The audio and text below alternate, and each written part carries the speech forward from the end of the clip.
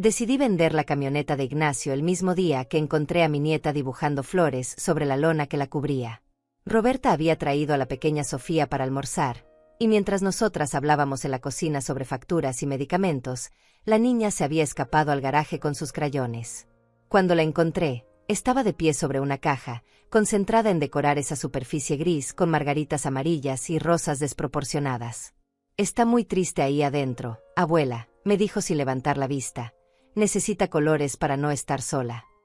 Las palabras de una niña de 6 años me atravesaron como nunca lo habían hecho los consejos de los adultos. Durante 9 meses había mantenido esa Ford azul como un santuario intocable, pero los ojos de Sofía me mostraron lo que yo no había querido ver. Mi garaje se había convertido en un mausoleo, y yo en su guardiana solitaria.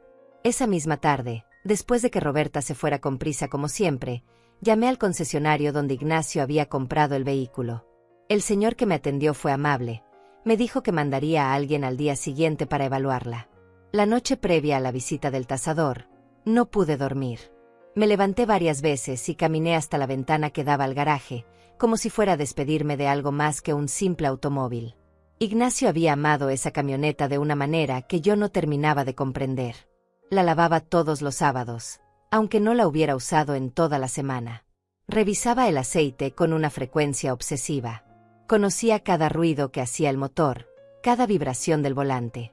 Había días en que le encontraba simplemente sentado en el asiento del conductor, con las manos sobre el volante, mirando hacia adelante como si estuviera planeando un viaje que nunca haría. Cuando llegó la mañana, me vestí con más cuidado del habitual. No sabía por qué, pero sentía que ese día marcaría algo importante, un antes y un después que aún no podía definir.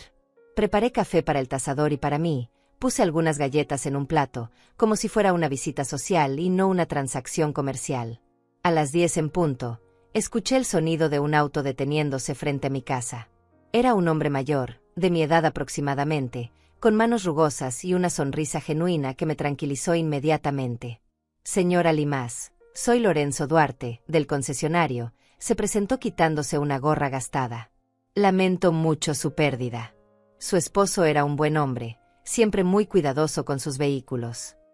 No supe qué responder.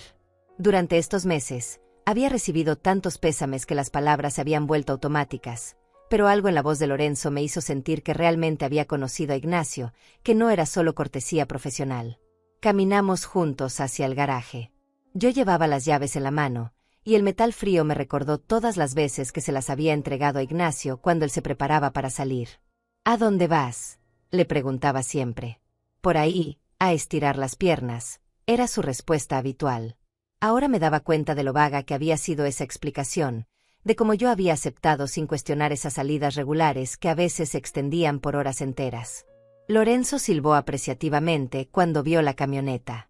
«Está en excelente estado», comentó mientras la rodeaba, examinando la carrocería, los neumáticos, los cristales.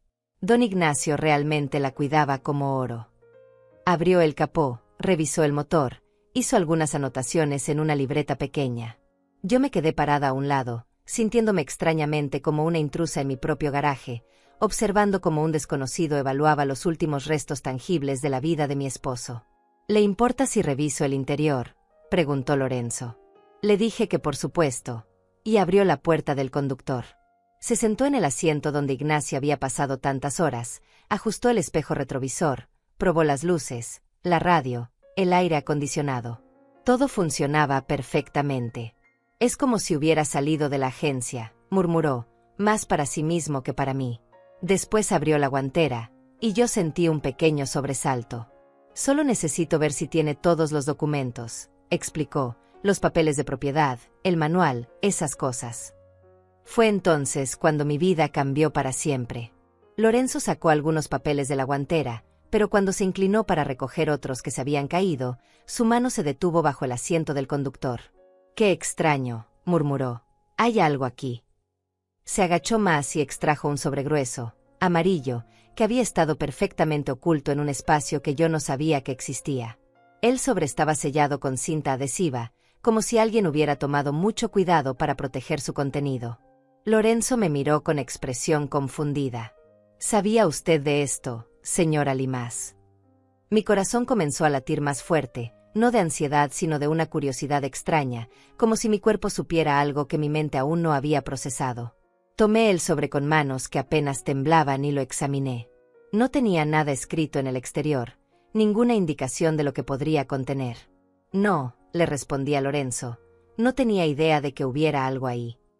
El tasador terminó rápidamente su evaluación, me dio una cifra que me pareció justa y me dijo que volvería al día siguiente con los papeles si yo decidía vender. Después de que se fue, me quedé sola en el garaje, sosteniendo ese sobre misterioso. La camioneta ya no me parecía el mismo santuario de antes. Ahora era una caja de secretos que mi esposo había guardado cuidadosamente durante años, tal vez décadas. Regresé a la cocina y me senté en mi silla habitual, colocando el sobre la mesa donde Ignacio solía desayunar. Durante varios minutos, simplemente lo miré, como si fuera a revelar sus secretos sin necesidad de abrirlo. Parte de mí quería devolverlo a su escondite, fingir que nunca lo había encontrado, continuar con mi vida de viuda ignorante pero tranquila. Pero otra parte, una parte que no había escuchado en mucho tiempo, me empujaba a descubrir que había considerado Ignacio tan importante como para esconderlo de mí durante tantos años. Finalmente, con movimientos deliberados, despegué la cinta adhesiva. El sobre se abrió con un sonido seco, y su contenido se derramó sobre la mesa de la cocina como piezas de un rompecabezas que yo no sabía que existía. Había fotografías, recibos bancarios, y algunas cartas escritas a mano con una caligrafía que no reconocí. Pero lo que me quitó la respiración fue la primera fotografía que tomé entre mis dedos. Ignacio, tal vez 20 años más joven, abrazando a una mujer morena que sonreía con una intimidad que me atravesó como una daga. El teléfono sonó 3 veces antes de que pudiera moverme. Era Roberta, llamando como hacía cada miércoles desde que Ignacio había muerto, cumpliendo con esa rutina de hija responsable que habíamos establecido sin hablar nunca de ella. «Mamá, ¿cómo estás?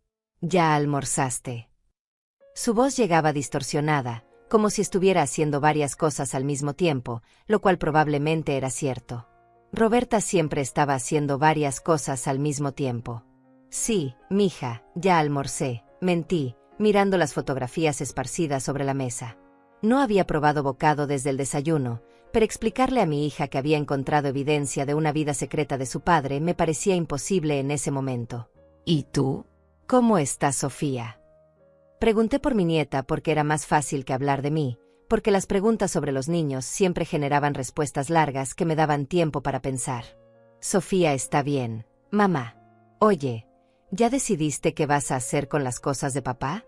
No es que tenga prisa, pero sabes que no es saludable vivir rodeada de...». Se detuvo, buscando las palabras correctas. «De recuerdos. Tienes que seguir adelante». Roberta tenía esa manera de hablar que me hacía sentir como si fuera una niña que necesitaba instrucciones para vivir. Desde la muerte de Ignacio, había adoptado un tono protector que me resultaba más agotador que consolador. «De hecho, hoy vino alguien a evaluar la camioneta», le dije, sorprendiéndome a mí misma. No había planeado contarle, pero las palabras salieron solas. «Creo que voy a venderla». Hubo un silencio del otro lado de la línea, y pude imaginar a Roberta deteniéndose lo que estuviera haciendo, procesando esta información inesperada. Mi hija me conocía lo suficiente como para saber que esa decisión representaba algo más que una simple transacción comercial. «Qué bueno, mamá. Me alegra escuchar eso. Papá hubiera querido que siguieras con tu vida, no que te quedaras guardando sus cosas como si fueran reliquias». Sus palabras tenían sentido, pero había algo en su tono que me molestaba, como si hubiera estado esperando este momento, como si mi decisión de vender la camioneta fuera una victoria personal suya. «¿Necesitas que vaya a ayudarte con los papeles o algo así?» «No, mija, puedo manejar los papeles». Mi voz sonó más seca de lo que pretendía. «Roberta», agregué antes de que pudiera colgar. «¿Tu papá te contó alguna vez sobre sus amigos? Sobre las personas que conocía en sus trabajos anteriores?» La pregunta sonó forzada incluso para mí, pero necesitaba empezar a investigar de alguna manera, y mi hija era el único vínculo que tenía con la vida de Ignacio fuera de casa. «¿Qué clase de pregunta es esa, mamá?». Roberta parecía genuinamente confundida. «Papá no era muy sociable, tú lo sabes. Tenía sus compañeros del trabajo actual, y a veces mencionaba a alguien del taller, pero no era de esos hombres que hablan mucho de sus amistades». «¿Por qué me preguntas eso?». Había una nota de preocupación en su voz que me hizo retroceder inmediatamente. Por nada en particular. Es solo que, a veces uno se da cuenta de que conocía menos a las personas de lo que creía. Era la verdad, pero sonaba como esas reflexiones filosóficas que la gente hace después de una muerte, así que Roberta no insistió. Prometió llamarme el fin de semana y colgó con esa prisa característica que siempre me dejaba sintiéndome como si fuera un punto más en su lista de tareas pendientes. Me quedé sentada en la cocina, sosteniendo el teléfono silencioso, rodeada por los secretos de mi esposo muerto. La casa se sentía diferente ahora, como si los objetos familiares hubieran cobrado vida propia y me observaran con curiosidad. El reloj de la pared marcaba las 2 de la tarde con su tic-tac constante que, por primera vez en 42 años de matrimonio, me parecía molesto. Todo me parecía molesto. El mantel que Ignacio había manchado con café el último domingo que pasamos juntos, la silla vacía donde él solía sentarse, el periódico que seguía llegando todos los días dirigido a su nombre. Volví a examinar las fotografías. Había 5 en total, todas tomadas en diferentes épocas y lugares. En una, Ignacio parecía más joven, tal vez de 30 años, parado junto a la misma mujer morena en lo que parecía ser una feria o un festival. Ella llevaba un vestido blanco con flores estampadas y sonreía con una naturalidad que me dolió en el pecho. En otra fotografía, los dos estaban sentados en una banca de parque. Ignacio tenía su brazo alrededor de los hombros de ella en un gesto tan íntimo y protector que me hizo recordar nuestros primeros años de noviazgo. Pero la fotografía que más me perturbaba era la última. Ignacio cargando a un niño pequeño, de tal vez 2 o 3 años. El niño tenía los ojos oscuros de mi esposo, su misma nariz recta, y la manera en que Ignacio lo sostenía hablaba de una familiaridad que solo se desarrolla con el tiempo y la constancia. No era la pose forzada de un adulto cargando al hijo de alguien más, era la naturalidad de un padre con su propio hijo. Los recibos bancarios eran aún más perturbadores que las fotografías. Transferencias mensuales que se remontaban a más de 20 años, siempre por la misma cantidad, siempre el mismo día del mes, siempre dirigidas a Carmen Cierro. Los montos no eran insignificantes, representaban una parte considerable del salario de Ignacio, dinero que yo había asumido que se gastaba en sus herramientas, en combustible para la camioneta, en esas pequeñas cosas que los hombres compran sin consultar. Pero no, había estado manteniendo a otra mujer, posiblemente a otro hijo, durante más tiempo del que mi nieta había estado viva. Me levanté y caminé hacia el refrigerador, no porque tuviera hambre sino porque necesitaba moverme, hacer algo con las manos que no fuera tocar esos papeles que estaban reescribiendo la historia de mi matrimonio. Abrí la puerta y me quedé parada frente a los estantes organizados, viendo los yogures que compraba para Ignacio y que ahora se vencían uno tras otro, las cervezas que ya nadie bebería, los condimentos que él usaba para sazonar esos pescados que traía de sus misteriosas excursiones al lago. El lago. Por primera vez, esa palabra adquirió un significado diferente. Durante años, Ignacio había salido todos los sábados por la mañana hacia el lago, regresando por la tarde con historias de peces que había atrapado o dejado escapar, con el humor mejorado y una tranquilidad que yo atribuía al efecto relajante de la pesca. Pero ahora me preguntaba si realmente había ido al lago, o si el lago había sido su código para algo completamente diferente. Para alguien completamente diferente. Cerré el refrigerador y regresé a la mesa, donde las evidencias de la doble vida de mi esposo me esperaban con paciencia cruel. Tomé una de las cartas escritas a mano y reconocí inmediatamente la letra. Era de Ignacio, pero dirigida a mi querida Carmen. La fecha era de apenas 2 años atrás, lo que significaba que esta relación, sea lo que fuera, había continuado hasta muy cerca de su muerte. Carmen, decía la carta, espero que Daniel esté mejor de su gripe. Le compré el medicamento que me pediste y se lo daré la próxima vez que nos veamos. Rosalba está preocupada porque he estado llegando tarde del trabajo, pero no sabe que los sábados no voy al lago sino contigo. A veces me siento culpable por mantener esto en secreto, pero también sé que es lo mejor para todos. Dile a Daniel que su papá lo quiere mucho, aunque no pueda estar con él todo el tiempo que quisiera. Las palabras se difuminaron frente a mis ojos. Daniel. Su papá. Ignacio tenía otro hijo, un hijo que llamaba papá a mi esposo, un hijo que esperaba sus visitas los sábados mientras yo me quedaba en casa creyendo que mi marido estaba pescando en soledad. Durante 42 años había compartido mi cama, mi mesa, mi vida con un hombre que tenía otra familia, otra casa, otros proyectos y preocupaciones de los que yo no sabía absolutamente nada. La carta temblaba en mis manos como si fuera una hoja seca en el viento. Tuve que leerla 3 veces antes de que las palabras se asentaran en mi mente como hechos reales y no como pesadilla. Daniel. Un niño que llamaba papá a mi esposo. Un niño que había estado enfermo y que Ignacio había cuidado comprando medicamentos, visitándolo los sábados que yo creía que pasaba solo en el lago. Me levanté de la silla tan bruscamente que la madera crujió, y caminé hacia el fregadero porque sentía que necesitaba agua, aire, algo que me ayudara a procesar lo que acababa de descubrir. Abrí el grifo y dejé que el agua corriera sobre mis muñecas, un truco que mi madre me había enseñado de niña para calmar los nervios. Pero esta vez no funcionó. El agua fría solo me hizo más consciente de que mis manos estaban temblando, de que mi respiración se había vuelto irregular, de que algo fundamental en mi comprensión del mundo acababa de quebrarse sin posibilidad de reparación.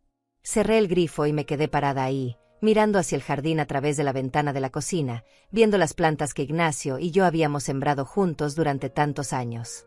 Las rosas que él había plantado para nuestro 20º aniversario seguían floreciendo cada primavera, ajenas al hecho de que el hombre que las había puesto en la tierra había vivido una mentira durante décadas. El limonero bajo el cual habíamos desayunado tantos domingos seguía dando frutos, como si la traición no tuviera el poder de marchitar las cosas que habíamos construido juntos. Todo parecía normal desde la ventana, pero yo sabía que nada volvería a ser normal. Regresé a la mesa con pasos que se sentían extraños en mi propia casa.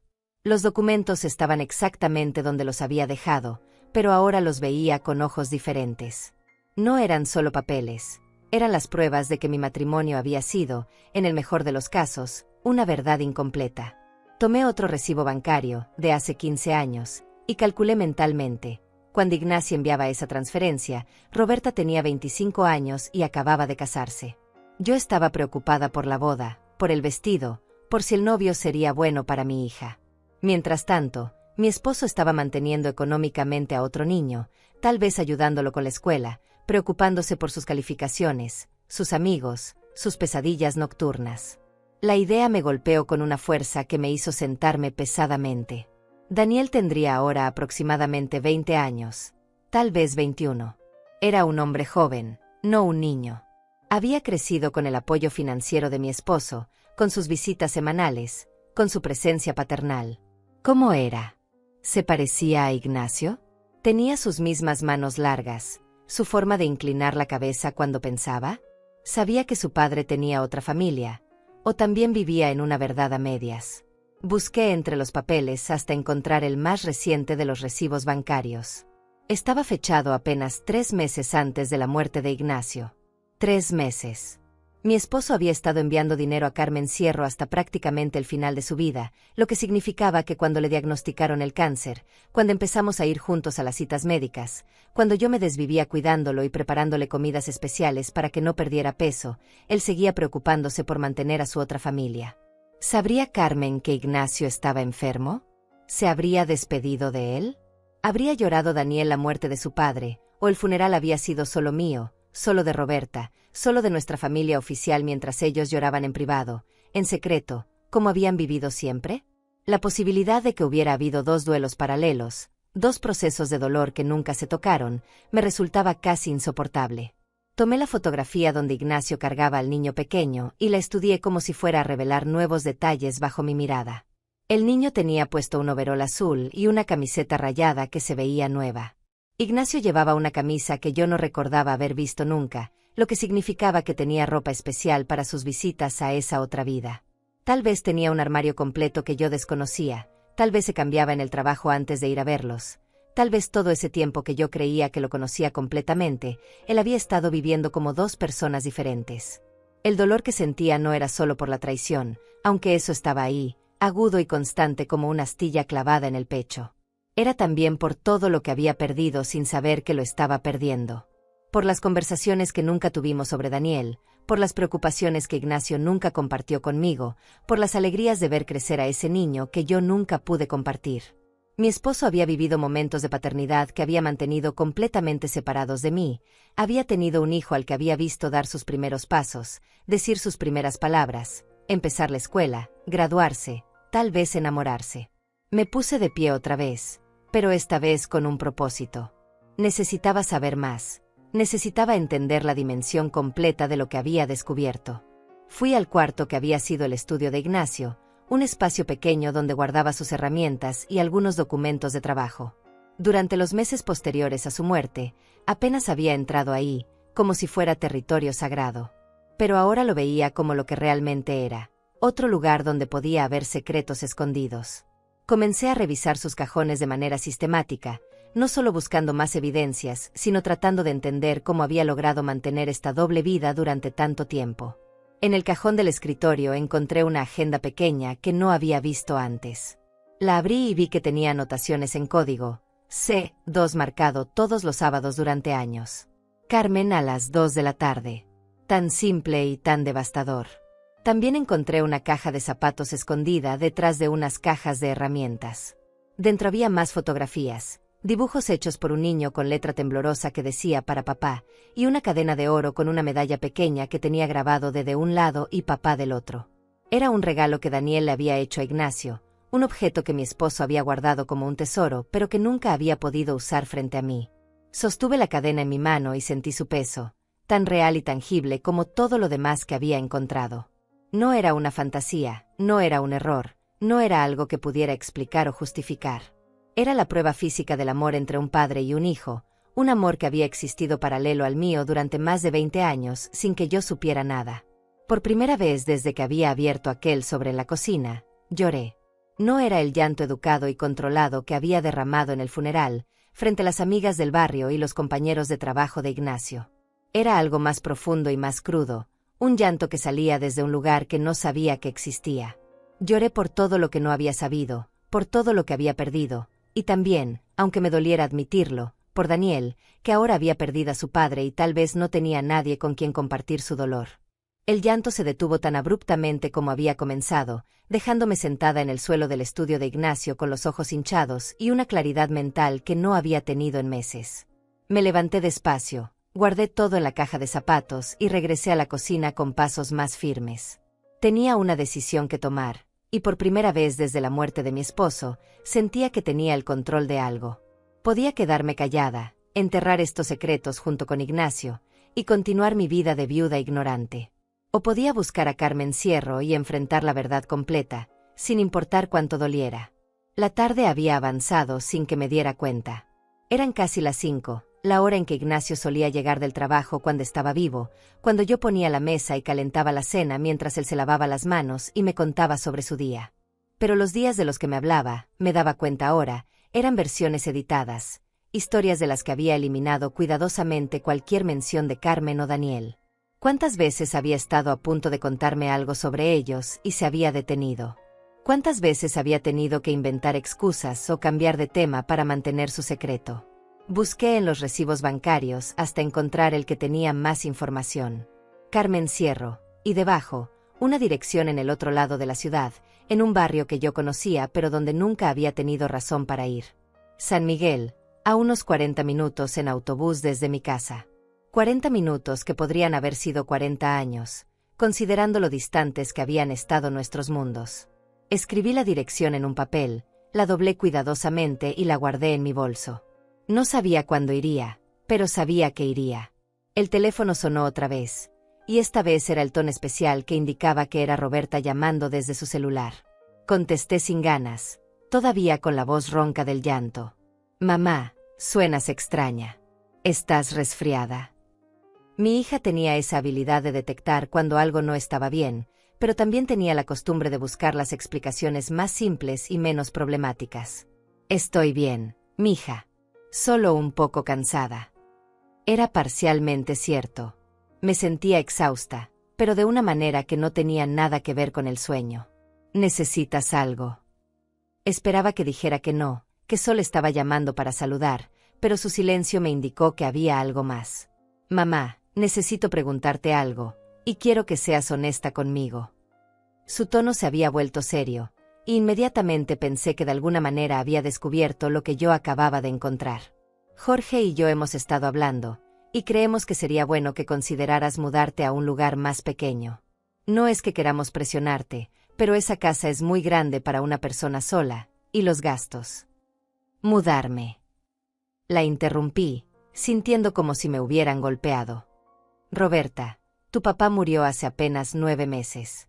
Esta es mi casa, es donde construimos nuestra vida juntos. Pero mientras decía las palabras, me sonaron huecas. ¿Qué vida habíamos construido realmente juntos si él había estado viviendo otra vida completamente separada de mí? Lo sé, mamá, y no estoy diciendo que sea fácil. Pero piénsalo prácticamente. Podrías conseguir un departamento bonito cerca de nosotros, estar más cerca de Sofía, tener menos responsabilidades. Podrías empezar fresh, ¿sabes? Roberta usaba palabras en inglés cuando se ponía nerviosa, una costumbre que había desarrollado en el trabajo y que me irritaba profundamente. No quiero empezar fresh, Roberta. Quiero entender qué ha sido mi vida hasta ahora. Las palabras salieron con más fuerza de la que pretendía, y mi hija se quedó callada del otro lado de la línea. ¿Tu papá te habló alguna vez de Carmen Sierro? Pregunté antes de poder detenerme. ¿Carmen qué? ¿Quién es Carmen Sierro? Roberta sonaba genuinamente confundida, lo que me confirmó que ella tampoco sabía nada sobre la vida secreta de su padre. Mamá, ¿de qué estás hablando? ¿Te sientes bien? Estoy perfectamente bien. Es solo que encontré algunos papeles de tu papá, y ese nombre aparece ahí. Pensé que tal vez tú sabrías quién es. Era una verdad a medias, pero no estaba lista para contarle a Roberta toda la historia. No hasta que yo misma la entendiera completamente. ¿Qué clase de papeles? Ahora mi hija sonaba preocupada de verdad. Mamá, si encontraste algo raro, deberías traérmelo. Tal vez son documentos de trabajo, o alguna cuenta pendiente, o... Se detuvo, y pude escuchar a Sofía gritando algo en el fondo. Mira, voy para allá. Jorge puede quedarse con Sofía y yo voy a revisar esos papeles contigo. No, Roberta. Mi voz sonó más firme de lo que me sentía. No necesito que vengas a revisar nada conmigo. Soy perfectamente capaz de manejar los documentos de mi propio esposo. La palabra esposo se sintió extraña en mi boca, como si ya no estuviera segura de lo que había significado realmente. Pero mamá. Roberta comenzó a usar ese tono que empleaba cuando pensaba que yo estaba siendo irrazonable, ese tono que me hacía sentir como si fuera una anciana confundida que necesitaba que la cuidaran como a una niña. Pero nada, mija. Soy viuda, no inválida. Y definitivamente no estoy loca. Colgué antes de que pudiera responder, algo que no había hecho en años. Roberta siempre tenía la última palabra en nuestras conversaciones, siempre terminaba con alguna instrucción o consejo que yo acataba obedientemente. Pero esta vez no. Me quedé sentada en la cocina, mirando el teléfono silencioso, esperando que sonara otra vez. Conocía a mi hija lo suficiente como para saber que iba a llamar de vuelta, probablemente para disculparse por ser demasiado controladora, pero también para insistir en que necesitaba ayuda. El problema era que Roberta tenía razón en una cosa, sí necesitaba ayuda.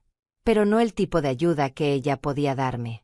Necesitaba ayuda para entender cómo había sido posible vivir con alguien durante 42 años sin conocerlo realmente. Necesitaba ayuda para decidir qué hacer con el conocimiento de que había otro hijo de Ignacia en el mundo, un hijo que tal vez necesitaba saber que su padre había muerto.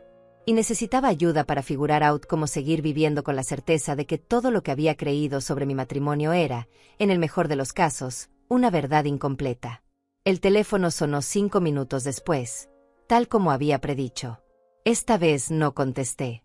Dejé que sonara hasta que se activó la contestadora, y escuché la voz de Roberta dejando un mensaje apresurado sobre cómo se había cortado la llamada y que me volvería a llamar más tarde. Después llegó el silencio, y por primera vez en todo el día, fue un silencio que no me molestó. Me serví un vaso de agua y me senté otra vez frente a los documentos que habían cambiado mi vida. Esta vez, en lugar de sentir dolor o confusión, sentí algo parecido a la determinación. Iba a encontrar a Carmen Sierro. Iba a conocer a Daniel. Iba a entender completamente quién había sido mi esposo, sin importar cuánto doliera. Porque vivir con una verdad dolorosa tenía que ser mejor que vivir con una mentira cómoda. El autobús a San Miguel salía cada media hora desde la estación central, y yo me encontré subiendo al de las 9 de la mañana 3 días después de encontrar los documentos. No había planeado ir tan pronto, pero la noche anterior Roberta había aparecido en mi puerta sin avisar, con Sofía de la mano y una expresión determinada que conocía demasiado bien. Había venido a rescatarme de mí misma, como lo expresó, a ayudarme a organizar los papeles de papá porque era obvio que yo no estaba manejando bien la situación. La confrontación había sido breve pero intensa. Roberta quería ver los documentos que había mencionado por teléfono, y yo me había negado rotundamente. «Son asuntos privados entre tu padre y yo», le había dicho, una frase que técnicamente era cierta pero que sonaba ridícula considerando que Ignacio llevaba 9 meses muerto. Mi hija había insistido, había usado palabras como preocupada y responsabilidad, y finalmente había amenazado con llamar al doctor Mendoza para que evaluara mi estado mental. Esa amenaza había sido la gota que derramó el vaso. Por primera vez en mi vida adulta, le había gritado a mi hija. No solo le había levantado la voz, le había gritado con una furia que ni yo sabía que tenía. Le había dicho que se fuera de mi casa, que era mi casa y mis papeles y mi vida, y que si quería vivir en negación sobre quién había sido realmente su padre, esa era su decisión, pero que no me arrastrara a mí también. Roberta se había ido llorando, llevándose a Sofía, que me había mirado con ojos grandes y asustados desde la puerta. Ahora, sentada en un asiento de autobús que olía a desinfectante y diésel, me preguntaba si había hecho lo correcto. Tal vez Roberta tenía razón, tal vez yo no estaba manejando bien la situación, tal vez una viuda de 70 años no tenía ningún motivo para ir a buscar a la otra mujer de su esposo muerto. Pero cada vez que pensaba en regresar a casa y fingir que nada había cambiado, veía la cara de Daniel en esa fotografía, veía sus ojos que eran los ojos de Ignacio, y sabía que no podía vivir el resto de mi vida con esas preguntas sin respuesta. El barrio San Miguel era diferente al mío, más joven, con casas más pequeñas y calles más estrechas. Había más ruido, más movimiento, más vida visible desde las ventanas y los patios. Mientras caminaba por las calles buscando la dirección que tenía anotada en un papel dentro de mi bolso, me di cuenta de que Ignacio había elegido bien. Este era el tipo de lugar donde una mujer podía criar a un hijo sin demasiadas preguntas, donde los vecinos se conocían pero respetaban la privacidad de cada uno. La casa de Carmen Cierro era pequeña pero bien cuidada, con macetas de geranios en la entrada y una puerta pintada de azul claro que se veía recién renovada. Me quedé parada en la acera de enfrente durante varios minutos, observando las ventanas, esperando ver algún movimiento que me diera una pista sobre quién vivía ahí. No sabía qué esperaba encontrar, pero definitivamente no esperaba que la puerta se abriera y que una mujer morena, de mi edad aproximadamente, saliera a regar las plantas del jardín. Era ella. Incluso a la distancia, incluso después de tantos años, reconocí inmediatamente a la mujer de las fotografías. Carmen había envejecido, como todos nosotros, pero conservaba esa gracia natural que había captado la cámara décadas atrás. Su cabello era gris ahora, recogido en una trenza suelta, y llevaba un vestido sencillo que le quedaba bien. Se movía con la confianza de alguien que se sentía cómoda en su propio espacio, regando cada planta con cuidado, deteniéndose a examinar las hojas como si conociera personalmente cada una. No había planeado acercarme tan directamente, pero antes de que pudiera detenerme, mis pies se movieron solos y crucé la calle. Carmen levantó la vista cuando me vio caminar hacia su jardín, y por un momento nuestras miradas se encontraron. No hubo reconocimiento inmediato en sus ojos, pero sí una curiosidad amable, como si estuviera acostumbrada a que los extraños se acercaran a preguntarle direcciones o a admirar sus flores. «Disculpe», dije cuando estuve lo suficientemente cerca como para hablar sin gritar. «Usted es Carmen Cierro». Mi voz sonó más tranquila de lo que me sentía, aunque mis manos temblaban ligeramente mientras sostenía mi bolso. «Sí, soy yo». Su voz era suave, con un acento que no pude identificar, pero que sugería que había venido de algún lugar más al sur. «¿En qué puedo ayudarla?» No había sospecha en su tono, solo cortesía genuina. Se acercó unos pasos hacia la cerca que separaba su jardín de la acera, pero mantuvo la regadera en las manos como si fuera un ancla. «Soy Rosalba Limás». Dije mi nombre lentamente, observando su cara para ver si le significaba algo. La viuda de Ignacio Limás. Esta vez sí hubo reconocimiento, y también algo que parecía terror. Carmen dejó caer la regadera, que hizo un ruido metálico cuando golpeó las piedras del sendero. Se llevó una mano al pecho y se apoyó en el poste de la cerca. «Dios mío», murmuró, y su voz había perdido toda la suavidad anterior. «¿Cómo me encontró? ¿Qué quiere?» No había hostilidad en su pregunta, solo miedo y confusión.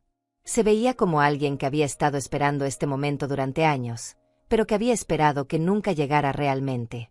«Encontré algunos documentos», le expliqué, sintiendo que cada palabra era importante. recibos de transferencias, fotografías. Sé sobre Daniel.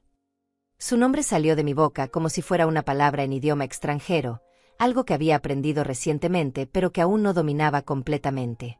Carmen se cubrió la cara con las manos y se quedó así durante varios segundos. Cuando las bajó, tenía lágrimas en los ojos. ¿Está aquí para hacerme daño? ¿Para gritarme? Porque si es así, le pido que piensen los vecinos, que son buena gente y no tienen la culpa de nada. Su pregunta me tomó por sorpresa. No había venido a gritarle, aunque tampoco sabía exactamente para qué había venido. No, le dije finalmente. No estoy aquí para hacerle daño. Estoy aquí porque necesito entender. Necesito saber quién era realmente mi esposo. Carmen me miró durante un largo momento, como si estuviera evaluando si podía confiar en mí. Finalmente suspiró y abrió la puerta del jardín. Creo que es mejor que pase. Esta no es una conversación para tener en la calle. Su invitación sonaba más a resignación que a hospitalidad, pero la acepté de todas formas. La casa por dentro era pequeña pero acogedora, decorada con muebles sencillos pero de buena calidad. En las paredes había fotografías que reconocí inmediatamente, Daniel en diferentes etapas de su crecimiento, desde bebé hasta joven adulto.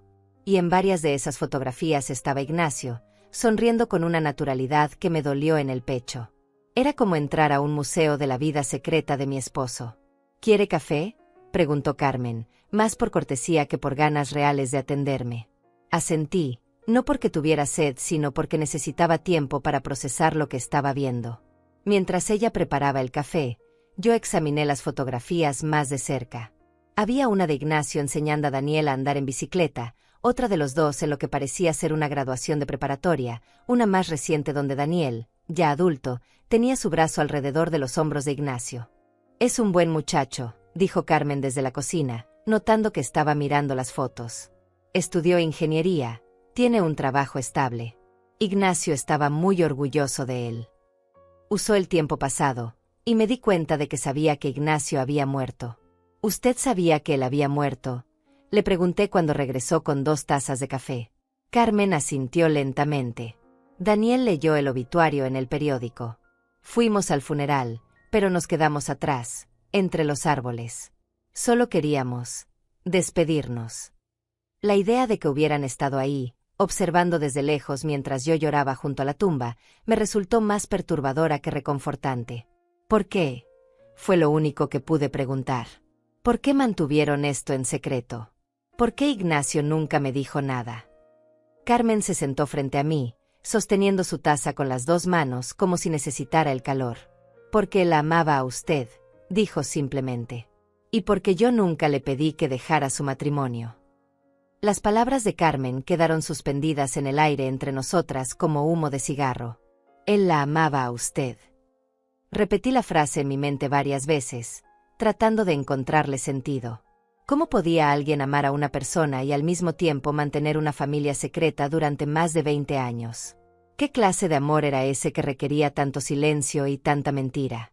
No entiendo, le dije finalmente, dejando mi taza de café sobre la mesa sin haberla probado. Si él me amaba, ¿por qué están ustedes aquí? ¿Por qué Daniel existe?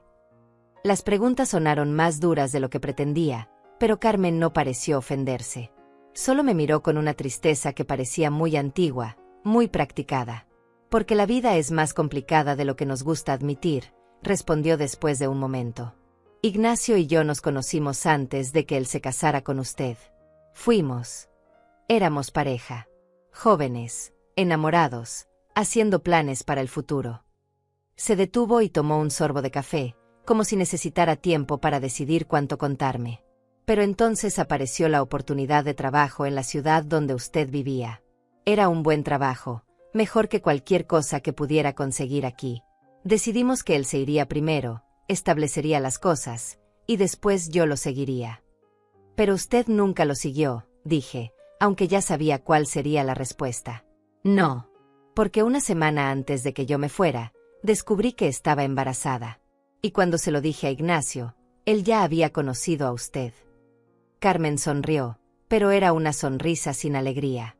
Me dijo que usted era diferente, que había sentido algo que nunca había sentido antes.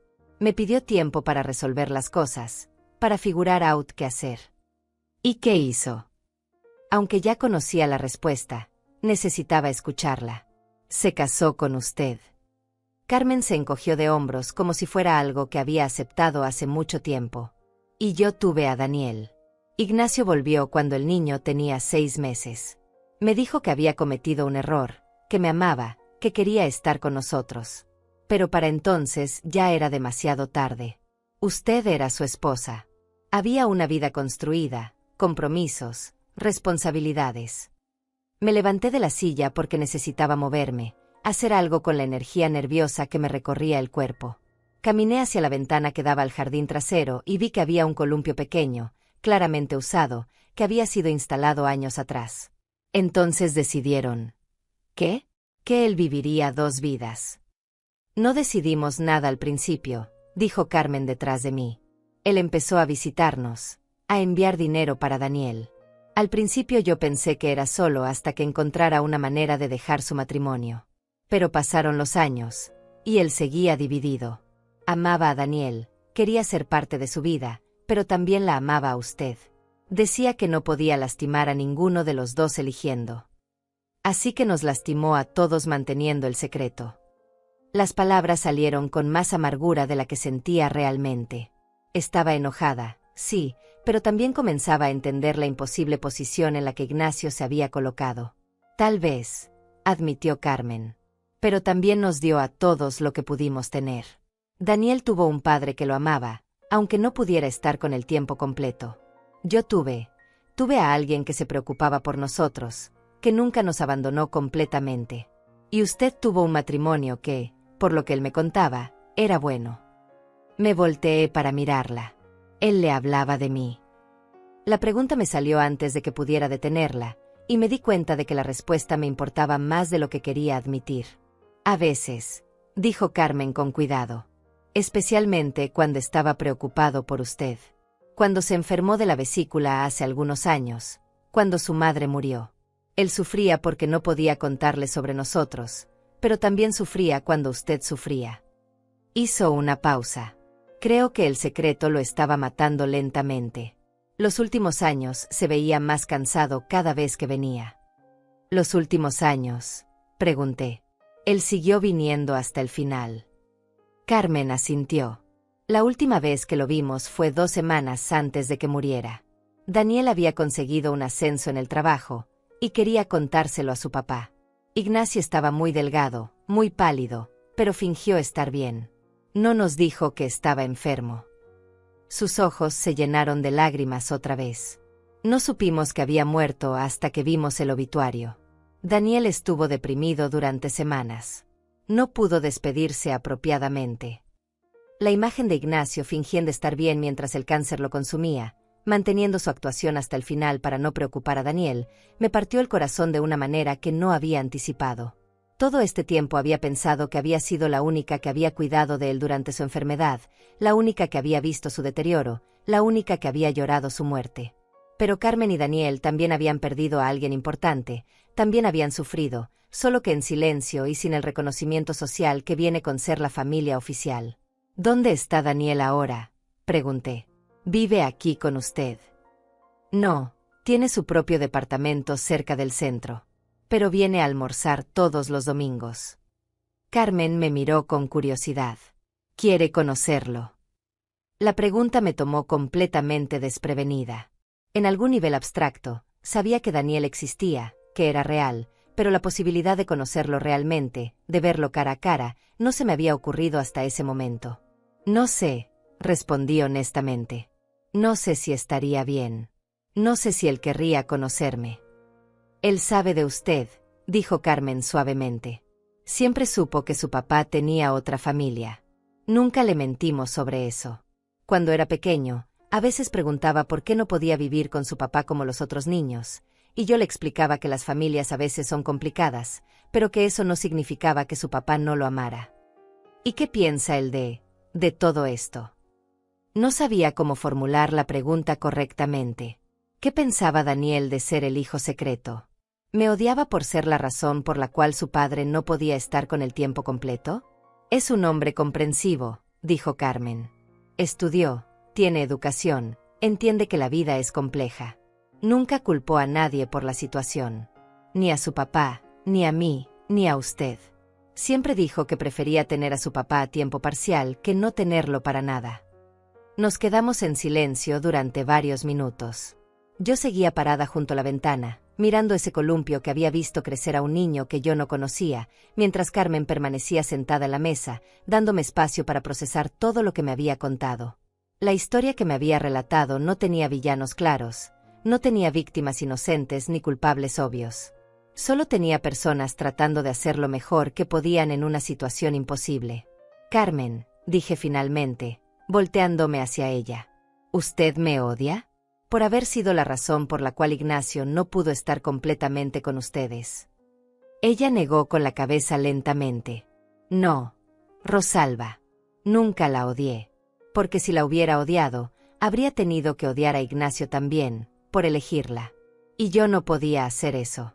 Él era el padre de mi hijo. Sus palabras tenían una dignidad que me avergonzó.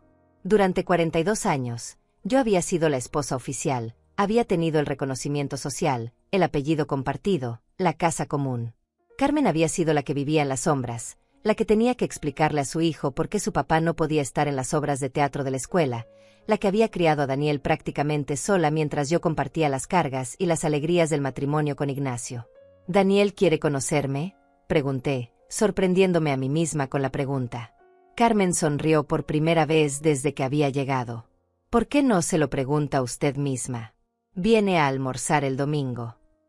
El domingo llegó más rápido de lo que esperaba. Durante 3 días, había vivido en una especie de limbo emocional, dividida entre la anticipación y el terror de conocer a Daniel. Había limpiado la casa obsesivamente, cambiado las sábanas 2 veces, reorganizado los cajones de la cocina. Cualquier cosa para mantener mis manos ocupadas mientras mi mente daba vueltas alrededor de lo que le diría al hijo secreto de mi esposo muerto. Roberta había llamado 2 veces, pero yo no había contestado. Sabía que quería disculparse por nuestra pelea, pero también sabía que querría insistir en su plan de que me mudara a un lugar más pequeño, más manejable, más apropiado para una viuda de mi edad. La idea de explicarle que en lugar de reducir mi mundo, estaba a punto de expandirlo de manera impensable, me parecía imposible. Habría tiempo para esas conversaciones después, cuando yo misma entendiera qué estaba pasando. Llegué a casa de Carmen a las 12:30, media hora antes de lo acordado, porque los nervios me habían despertado al amanecer y no había podido quedarme en mi casa un minuto más. Carmen me abrió la puerta con una sonrisa que parecía genuina, aunque también nerviosa. Llevaba un vestido azul que la hacía ver más joven, y había puesto la mesa del comedor con su mejor vajilla.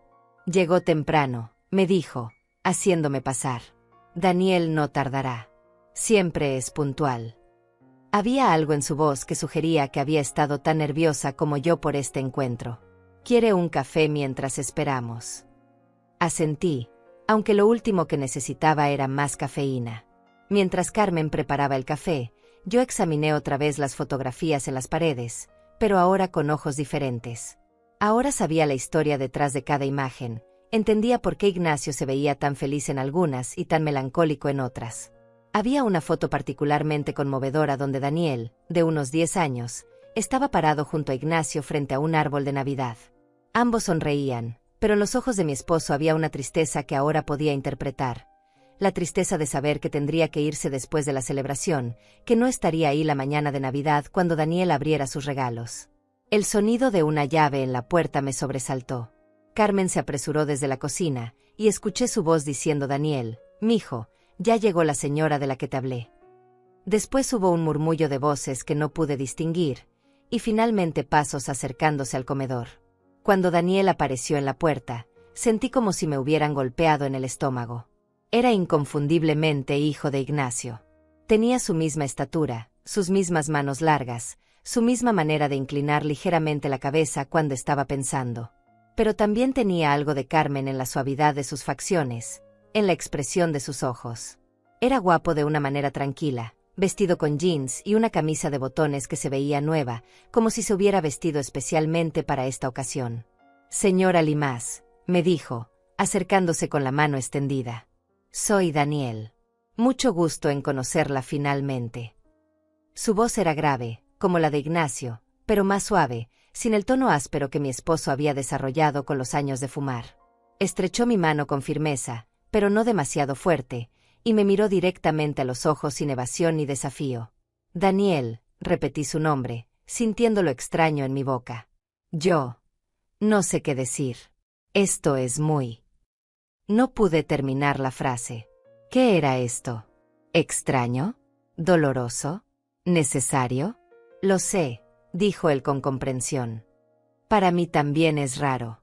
Durante toda mi vida, usted ha sido una idea abstracta. La otra familia de papá. Nunca pensé que realmente la conocería. Se sentó en la silla que Carmen le indicó, frente a mí, y por un momento los tres nos quedamos en silencio, como si nadie supiera cómo comenzar esta conversación imposible. ¿Cómo está?, preguntó Daniel finalmente. Quiero decir, sé que ha sido difícil. Perder a papá, para todos nosotros ha sido difícil. Sus palabras eran cuidadosas, pero había una sinceridad en ellas que me conmovió. Algunos días mejor que otros, respondí honestamente. ¿Y tú? ¿Estás bien?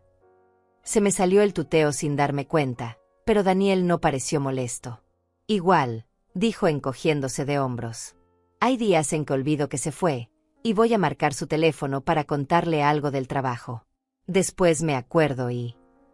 Se detuvo, como si no quisiera sonar demasiado sentimental frente a mí. Carmen sirvió el almuerzo, pollo en mole, arroz, frijoles, tortillas hechas a mano, y durante los primeros minutos comimos en un silencio que no era exactamente incómodo, pero sí cargado de preguntas no formuladas. Yo observaba a Daniel comer, notando cómo sostenía los cubiertos igual que Ignacio, cómo se limpiaba la boca con la servilleta con el mismo gesto preciso. ¿Sabías de mí?, le pregunté de repente. Quiero decir, ¿sabías que existía, que papá tenía otra familia? Daniel asintió. Siempre lo supe. Mamá nunca me mintió sobre eso. Cuando era niño, no entendía completamente, pero sabía que papá tenía otra casa, otra vida. A veces me daba celos, admitió con una sonrisa triste. Especialmente cuando otros niños hablaban de cosas que hacían con sus papás todos los días, y yo solo veía al mío los fines de semana. Lo siento, dije impulsivamente. Siento que las cosas hayan sido así. Siento que no pudieras tener a tu papá tiempo completo. Daniel me miró con sorpresa. ¿Por qué se disculpa? Usted no eligió esta situación. Ninguno de nosotros la eligió realmente. Simplemente pasó. Tomó un sorbo de agua antes de continuar. Cuando crecí, cuando entendí mejor las cosas, me di cuenta de que papá estaba en una posición imposible. Amaba a dos familias, y no había manera de estar con ambas sin lastimar a alguien. Sus palabras me recordaron algo, y fruncí el ceño. Daniel, quiero preguntarte algo, y quiero que seas honesto. ¿Tu papá te dejó algo? ¿Una carta, un mensaje, algo? Daniel intercambió una mirada con Carmen, y me di cuenta de que había tocado algo importante. Sí, dijo después de un momento. Me dejó una carta. Pero... Se detuvo, claramente incómodo. ¿Pero qué? Insistí. Pero también escribió una carta para usted, dijo Carmen desde su silla. Ignacio nos pidió que se la diéramos si alguna vez usted se enteraba de nosotros, si alguna vez nos buscaba. Se levantó y fue hacia una cómoda en la esquina del comedor. De uno de los cajones sacó un sobre que tenía mi nombre escrito en la letra familiar de Ignacio. Mis manos temblaron cuando tomé el sobre. Era grueso, como si contuviera varias páginas, y tenía manchas que podrían haber sido lágrimas. ¿Cuándo escribió esto?, pregunté. El año pasado, respondió Daniel. Cuando empezó a sentirse mal, aunque no nos dijo que estaba enfermo. Un día llegó aquí muy serio y nos dio las cartas. Dijo que esperaba que nunca tuviéramos que entregarle la suya, pero que si algún día usted averiguaba sobre nosotros, era importante que leyera sus propias palabras. Abrí el sobre con dedos que apenas me obedecían. La carta tenía 5 páginas escritas con la letra cuidadosa de Ignacio, la misma letra que había visto en listas de compras y notas de cumpleaños durante 4 décadas. Pero nunca había visto palabras suyas dirigidas a mí con tanta urgencia, con tanta necesidad de explicar. Mi querida Rosalba, comenzaba la carta. Si estás leyendo esto, Significa que finalmente descubriste lo que he guardado en secreto durante tantos años. Significa que conociste a Carmen y a Daniel, y que probablemente me odias más de lo que creías posible. No te culpo. Me odio a mí mismo por lo que te he hecho, por la vida que te obligué a vivir sin saberlo, por todos los años que pasaste casada con la mitad de un hombre. Leí la carta de Ignacio 3 veces antes de poder hablar, y cada lectura me rompía de manera diferente. No era una disculpa simple, era una confesión completa, cruda y dolorosa, donde mi esposo finalmente me contaba toda la verdad que había guardado durante décadas. Me explicaba cómo había conocido a Carmen antes que a mí, cómo el embarazo había cambiado todo, cómo se había enamorado de mí pensando que podría olvidarla a ella, y cómo había descubierto que el corazón humano podía albergar 2 amores diferentes pero igualmente reales. Nunca quise lastimarte, escribía en la 4ª página. Pero tampoco podía abandonar a Daniel. Era mi hijo, y merecía tener un padre, aunque fuera un padre dividido, un padre que vivía a medias. Sé que esto no justifica nada, pero espero que cuando leas esto, cuando conozcas a Carmen y a Daniel, entiendas que no fue falta de amor por ti. Fue exceso de amor por todos, y mi cobardía para elegir. La última página era la más difícil de leer. Te pido perdón, pero también te pido algo más. Si algo me pasa, si ya no estoy aquí para cuidar de Daniel y Carmen, no los abandones completamente. No digo que tengas que amarlos, pero no los odies. Ellos no tuvieron la culpa de mis decisiones. Daniel es un buen hombre, y Carmen es una mujer buena que sacrificó mucho por una situación que ella tampoco eligió. En mi testamento dejé algunos ahorros para ellos, pero más que dinero, creo que necesitarán saber que no están solos en el mundo. Cuando terminé de leer, Carmen y Daniel me observaban en silencio. Habían visto mi cara cambiar con cada párrafo, habían escuchado mis suspiros ahogados cuando llegué a las partes más dolorosas. Doblé la carta cuidadosamente y la guardé en mi bolso, porque era algo que necesitaría leer más veces, en privado, cuando pudiera procesar completamente lo que significaba.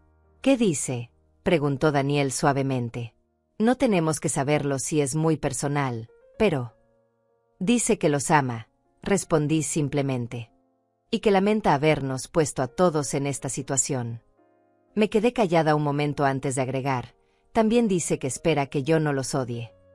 ¿Y los odia?, preguntó Carmen, y había miedo real en su voz. La pregunta me tomó por sorpresa porque me di cuenta de que no había examinado realmente mis sentimientos hacia ellos.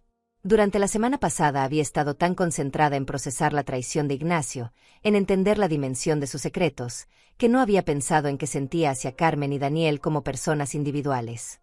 No, dije finalmente. No los odio. Estoy confundida, dolida, enojada con Ignacio, no con ustedes. Ustedes también fueron víctimas de sus decisiones. Era la verdad, pero también me sorprendía admitirla. Daniel, ¿puedo preguntarte algo personal? Claro. ¿Cómo era él contigo? Era un buen papá. La pregunta me dolía hacerla, porque temía la respuesta.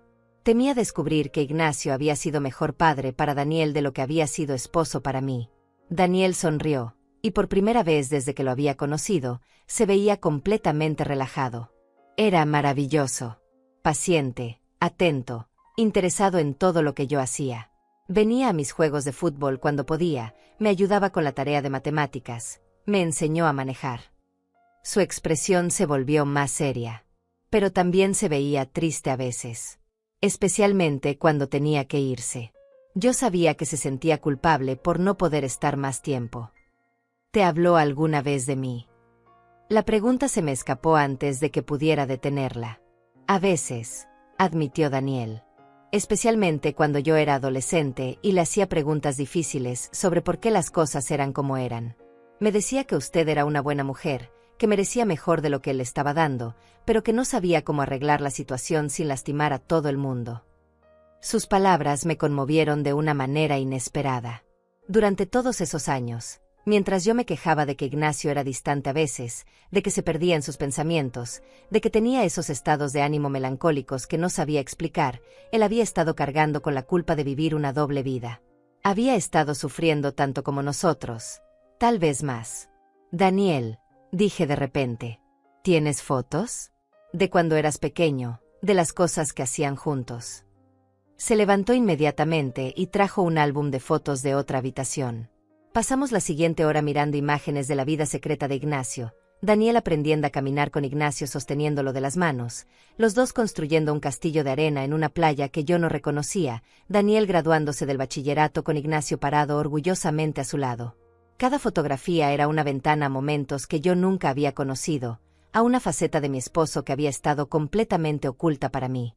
«Miren esto», dijo Daniel, señalando una foto donde él tendría unos 15 años. Papá me estaba enseñando a cambiar el aceite del carro. Se manchó toda la camisa nueva que había comprado ese día. En la foto, Ignacio sonreía ampliamente a pesar de la mancha de aceite, claramente feliz de estar pasando tiempo con su hijo. Él me enseñó lo mismo, comenté sin pensar. Cuando cumplí 18, insistió en que aprendiera mantenimiento básico del carro. Decía que una mujer tenía que ser independiente. Me di cuenta de que Ignacio había enseñado las mismas lecciones a ambas familias, había compartido los mismos valores, la misma preocupación por prepararnos para cuidarnos solos. «¿Sabe qué es lo más extraño?», dijo Daniel, cerrando el álbum. «Siempre pensé que algún día las dos familias se conocerían. Cuando era niño, fantaseaba con que papá nos llevaría a conocerla, que tal vez podríamos ser todos una familia grande y complicada, pero familia al fin. Obviamente, cuando crecí entendí que eso era imposible, pero parte de mí nunca dejó de esperarlo». Su comentario me hizo pensar en algo que no había considerado antes. «Daniel, ¿qué vas a hacer ahora? Con papá Gan, ¿cómo están financieramente?» Carmen y Daniel intercambiaron una mirada. «Estamos bien», dijo Carmen rápidamente. «Daniel tiene un buen trabajo, y yo tengo mi pensión. No necesitamos». «No estoy ofreciendo dinero», la interrumpí suavemente. «Estoy preguntando porque me importa. Porque, lo quiera o no, ustedes son parte de la vida de Ignacio, y eso los convierte en... no sé exactamente qué, pero en algo importante para mí también». Fue entonces cuando sonó mi teléfono. Era Roberta, y por instinto contesté antes de pensar en las implicaciones. «Mamá, ¿dónde estás?» Su voz sonaba ansiosa. «Fui a tu casa y no estás ahí. He estado preocupada desde nuestra pelea». «Estoy bien, mija», le dije, mirando a Carmen y Daniel, que fingían no escuchar. «Estoy visitando a unos amigos». «¿Qué amigos?»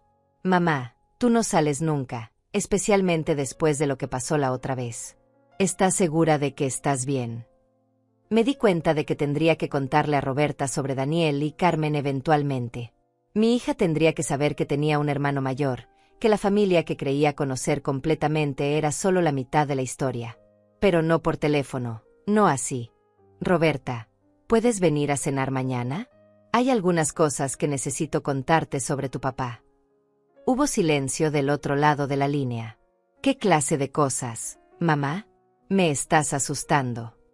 «Nada malo», mentí parcialmente. «Solo cosas que descubrí sobre su vida que no sabía antes. Ven mañana a las 7. ¿Está bien?»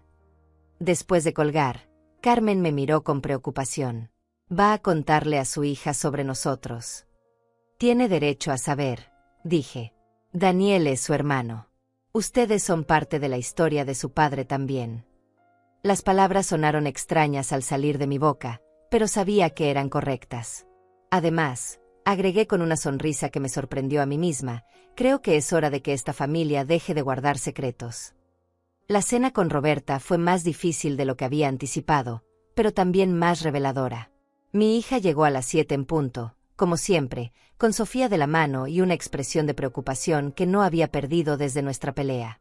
Había traído flores del supermercado y una disculpa preparada que recitó mientras se quitaba los zapatos en la entrada, pero yo la detuve antes de que pudiera terminar. «Mija, siéntate», le dije, guiándola hacia la mesa del comedor donde había puesto la carta de Ignacio, las fotografías y algunos de los recibos bancarios. «Hay cosas sobre tu papá que nunca supiste, que yo nunca supe hasta hace una semana, y creo que tienes derecho a conocerlas». Roberta se sentó lentamente, mirando los documentos sobre la mesa con una expresión que pasó de confusión a alarma. «Mamá, ¿qué es todo esto? ¿Son deudas? ¿Problemas legales?» Su voz tenía esa tonalidad aguda que adoptaba cuando se preparaba para resolver una crisis, para tomar control de una situación que consideraba demasiado compleja para que yo la manejara sola. No son deudas, le dije, sentándome frente a ella. Roberta, tu papá tenía otra familia. Otro hijo.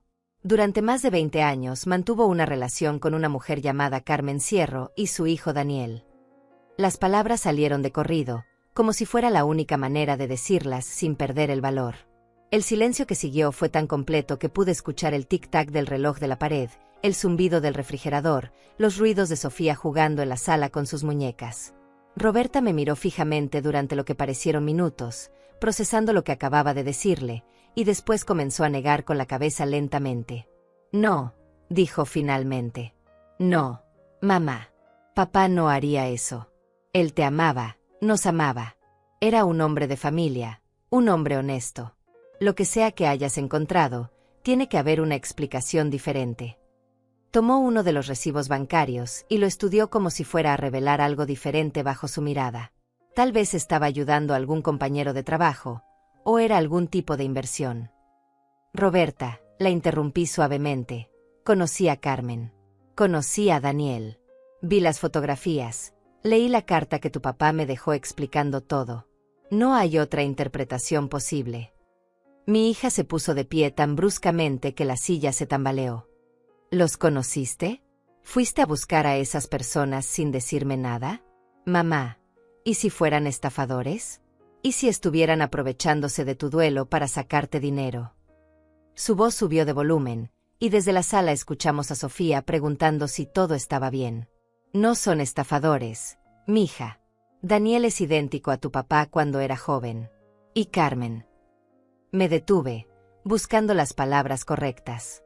Carmen es una mujer digna que crió a un hijo prácticamente sola, que nunca me pidió nada, que ni siquiera sabía que yo existía hasta que aparecí en su puerta. Esto es una locura, murmuró Roberta, caminando hacia la ventana y después regresando a la mesa. Papá estaba aquí todos los días. Cenaba con nosotros, me ayudaba con la tarea, venía a mis competencias de atletismo en la secundaria. ¿Cuándo habría tenido tiempo para una familia secreta?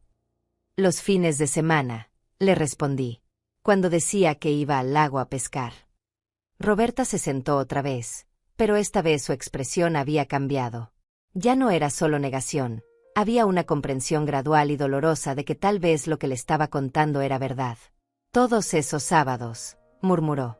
Todos esos años. Le mostré las fotografías una por una, le leí partes de la carta de Ignacio, le expliqué cómo había encontrado todo escondido en la camioneta. Con cada pieza de evidencia, vi cómo se desmoronaba la imagen que Roberta tenía de su padre, pero también vi cómo comenzaba a entender la complejidad de la situación. ¿Cómo es él?, preguntó finalmente. Daniel. ¿Cómo es mi hermano? La palabra le salió con dificultad, como si fuera en un idioma extranjero. Es ingeniero, trabaja en el centro. Es callado, reflexivo, tiene los mismos gestos que tu papá. Es un buen hombre, Roberta. Y Carmen es una buena mujer. Ninguno de los dos tiene nada de qué avergonzarse. Pero papá sí, dijo Roberta con amargura. Papá nos mintió a todos durante décadas. Nos hizo vivir una mentira. Sí, admití. Pero también nos amó. La carta que me dejó no justifica lo que hizo, pero explica por qué lo hizo. Estaba dividido entre dos familias que amaba, y no supo cómo manejar esa situación sin lastimar a alguien. Roberta lloró entonces, finalmente. Un llanto silencioso pero profundo, como si estuviera llorando no solo la muerte de su padre, sino también la muerte de la imagen que había tenido de él toda su vida. Yo me levanté y la abracé, algo que no había hecho en meses, y por primera vez desde el funeral sentí que éramos madre e hija otra vez, no solo dos mujeres tratando de navegar la viudez y el duelo por separado. ¿Qué vamos a hacer ahora?, preguntó después de un rato. ¿Cómo seguimos con esto? No lo sé completamente, le dije honestamente. Pero creo que empezamos por conocerlos. Daniel es tu hermano, Roberta. Sofía tiene un tío que no sabe que existe. Carmen ha sido parte de esta familia durante más tiempo que el que tienes casada. ¿Quieres que vengamos a conocerlos? Su pregunta sonaba más a curiosidad que a resistencia. Creo que sería bueno para todos. No digo que tengamos que volvernos una familia tradicional de la noche a la mañana, pero podemos intentar ser algo. Lo que sea que esto se convierta, tiene que ser mejor que el secreto y la separación. 2 semanas después, organicé una cena en mi casa. Carmen vino con Daniel, Roberta trajo a Sofía y a Jorge, y por primera vez en la historia de ambas familias, todos estuvimos en el mismo lugar al mismo tiempo. Fue extraño, incómodo en momentos, pero también revelador. Sofía se enamoró inmediatamente de Daniel, que tenía una paciencia natural con los niños que claramente había heredado de Ignacio. Jorge y Daniel descubrieron que ambos seguían el mismo equipo de fútbol, y pasaron la mayor parte de la noche discutiendo estadísticas y jugadas. Carmen y Roberta fueron más cautelosas entre ellas, pero vi momentos de conexión genuina cuando Carmen le contó historias sobre Ignacio que Roberta nunca había escuchado, momentos de su juventud, de su personalidad que solo Carmen había conocido. No fue amor inmediato, pero fue respeto mutuo, que sentí que era un buen comienzo. Al final de la noche, cuando todos se estaban despidiendo, Daniel me pidió un momento a solas. «Señora Rosalba», me dijo, «quiero que sepa que esto significa mucho para mí. Durante toda mi vida, he sentido como si fuera parte de una historia incompleta. Ahora, finalmente, siento que conozco la historia completa». «Para mí también», le respondí. «Y Daniel, puedes llamarme Rosalba. O si quieres». Me detuve, no segura de si era apropiado sugerir lo que estaba pensando. «¿Qué?», me preguntó suavemente. «Si quieres, puedes llamarme madrastra. Técnicamente, eso es lo que soy, ¿no?». La palabra sonó extraña, pero no incorrecta. No puedo reemplazar a Carmen, ni querría hacerlo, pero tal vez puedo ser otra figura materna en tu vida. Daniel sonrió, y por un momento vi tanto a Ignacio en esa sonrisa que se me cortó la respiración. «Me gustaría mucho eso, madrastra». Ahora, 3 meses después de esa primera cena, hemos establecido una rutina extraña pero funcional. Carmen viene a tomar café conmigo los miércoles por la tarde, y hemos descubierto que tenemos más en común de lo que cualquiera de las dos habría imaginado. Daniel almuerza conmigo el primer domingo de cada mes, y me ha estado ayudando con algunas reparaciones de la casa que Ignacio solía hacer. Roberta todavía está procesando todo, pero ya no habla de que me mude a un departamento más pequeño. Dice que esta casa es lo suficientemente grande para toda la familia extendida que hemos resultado ser. No es una familia tradicional, y no fingimos que lo es. Pero es nuestra familia, construida sobre los secretos de un hombre que nos amó a todos de maneras imperfectas pero reales.